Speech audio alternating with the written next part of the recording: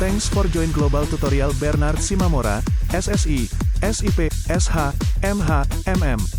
Subscribe, like, and share. Selamat mengikuti. Mata Kuliah Ilmu Negara, topik ke-24 dari 30 topik. Negara bersusunan jamak.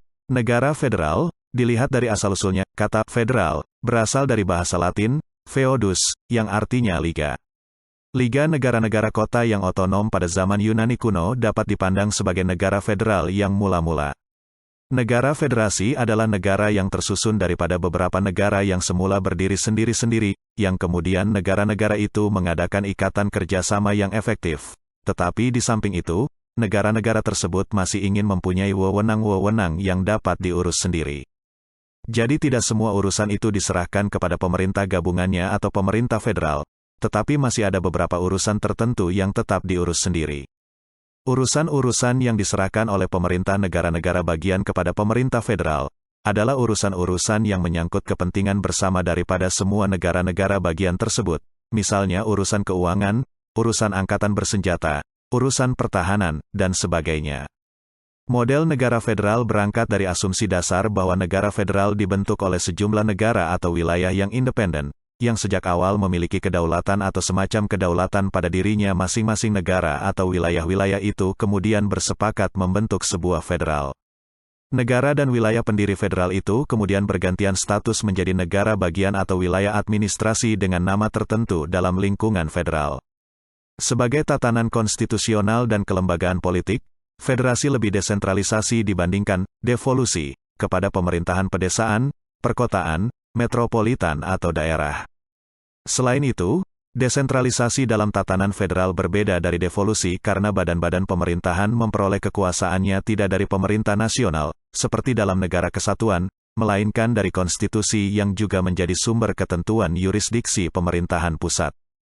Dalam hal ini pemerintah pusat dan federal dan satuan-satuan yang tercakup di dalamnya bersifat koordinat dan independen satu sama lain. Negara federasi adalah negara yang terdiri atas penggabungan daripada beberapa negara yang semula berdiri sendiri. Oleh karena itu, di dalam negara federasi tersebut dapat kita temui dua macam pemerintahan. 1. Pemerintahan federal.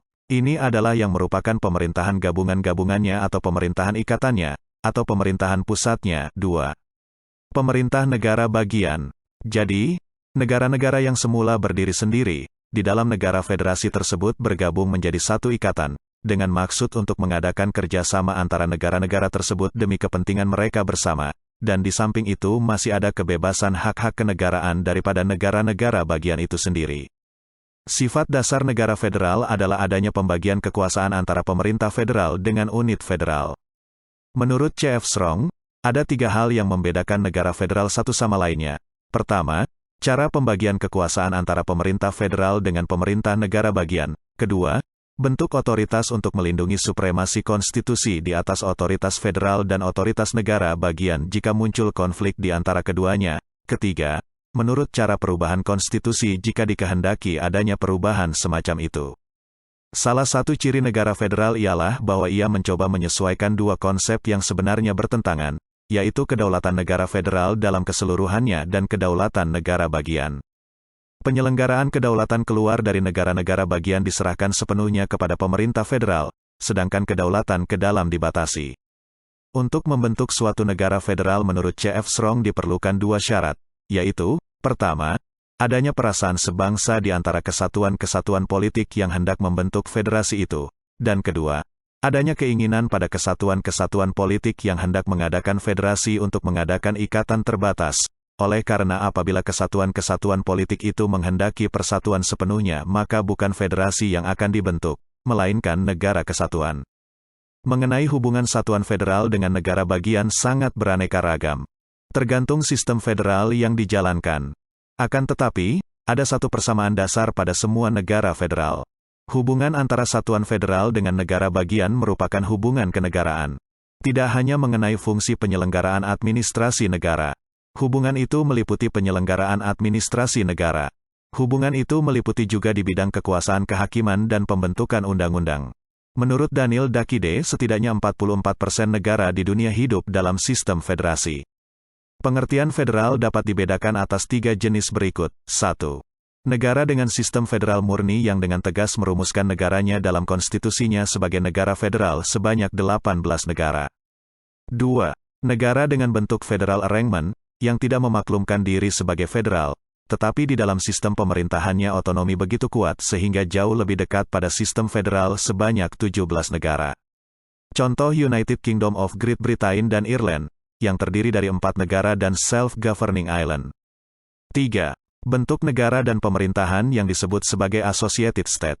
Negaranya sudah jadi, tetapi untuk hidup sendiri-sendiri dianggap sulit. Karena itu, kemudian mereka membentuk asosiasi dengan negara induk yang disebut sebagai negara dengan wewenang federatif sebanyak 23 negara. Contoh, Monaco yang menggantungkan diri pada Prancis yang memegang federate power. Davy Salomon memberikan ciri-ciri negara federal sebagai berikut. 1. Pemerintah pusat mempunyai kekuasaan penuh atas nama negara bagian dalam berhubungan dengan negara-negara lain. 2. Pemerintahan dibagi di antara pemerintahan pusat dan sejumlah pemerintahan negara bagian. Kecuali ditentukan lain oleh konstitusi, masing-masing mempunyai kedaulatan sendiri. 3. Kekuasaan antara pemerintahan pusat dengan pemerintahan negara bagian diatur sedemikian rupa sehingga masing-masing pemerintahan berpengaruh langsung terhadap warga negara. Pemerintahan negara bagian tidak hanya sebagai pelaksana kebijakan pemerintah pusat. 4. Biasanya, terdapat badan peradilan yang berfungsi sebagai penengah. Peradilan ini menjamin bahwa baik pemerintah pusat maupun pemerintah negara bagian tidak melangkah di luar kekuasaannya sebagaimana ditentukan konstitusi. Menurut Hans Kelsen, tatanan hukum negara federal terdiri atas norma-norma pusat yang berlaku bagi seluruh teritorialnya dan norma-norma daerah yang hanya berlaku bagi bagian-bagian dari teritorial ini, bagi teritorial dan negara-negara komponennya, negara bagian. Norma-norma umum pusat, hukum-hukum federal, dibuat oleh sebuah organ legislatif pusat, Badan Legislatif Federasi, sedangkan norma-norma umum daerah dibuat oleh organ-organ legislatif daerah, Badan Legislatif dari negara-negara bagian. Ini mensyaratkan bahwa dalam negara federal kompetensi legislatif dari negara, dibagi di antara satu wewenang pusat dan sejumlah wewenang daerah. Dalam masalah ini ada kesamaan antara struktur negara federal dengan struktur negara kesatuan yang dibagi ke dalam provinsi-provinsi otonom. Semakin luas kompetensi dari organ-organ pusat, yakni kompetensi federasi, maka semakin sempit kompetensi organ-organ daerah, yakni kompetensi negara-negara bagian, dan semakin tinggi derajat sentralisasinya.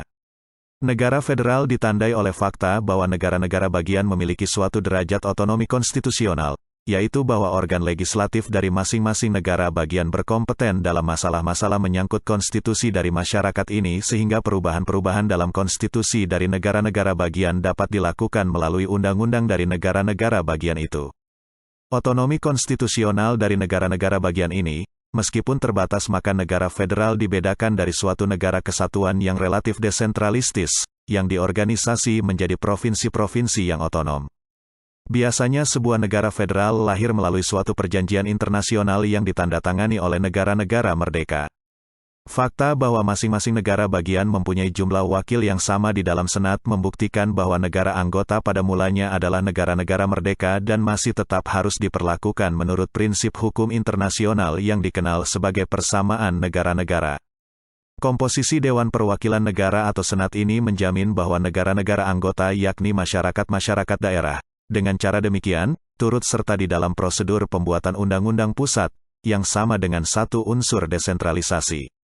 Akan tetapi, unsur desentralisasi yang didasarkan pada ide persamaan dari negara-negara anggota ini hampir seluruhnya dinetralisasi oleh fakta bahwa Dewan Perwakilan Negara menerima atau menetapkan resolusi-resolusinya menurut prinsip mayoritas.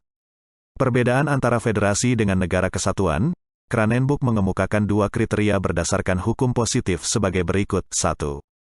Negara bagian sesuatu federasi memiliki Power Constituent, yakni wewenang membentuk undang-undang dasar sendiri serta wewenang mengatur bentuk organisasi sendiri dalam rangka dan batas-batas konstitusi federal, sedangkan dalam negara kesatuan organisasi bagian-bagian negara, pemerintah daerah, secara garis besarnya telah ditetapkan oleh pembentukan undang-undang pusat. 2.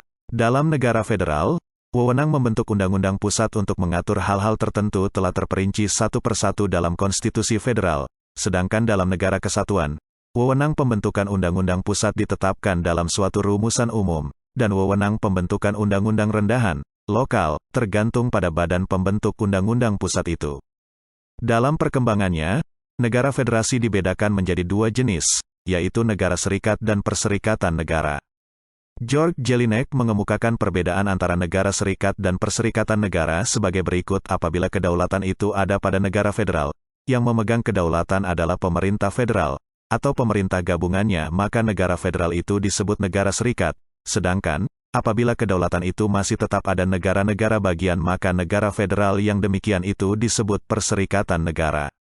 Perbedaan ini oleh F. Is Jawara digambarkan sebagai berikut. Dalam negara federal, wewenang legislatif terbagi dalam dua bagian, yakni antara badan legislatif pusat, federal, dan badan legislatif dari negara-negara bagian, sedangkan dalam negara kesatuan, wewenang legislatif berada dalam tangan badan legislatif pusat, sedangkan kekuasaan badan legislatif rendahan, lokal, didasarkan atas penentuan dari badan legislatif pusat itu dalam bentuk undang-undang organik.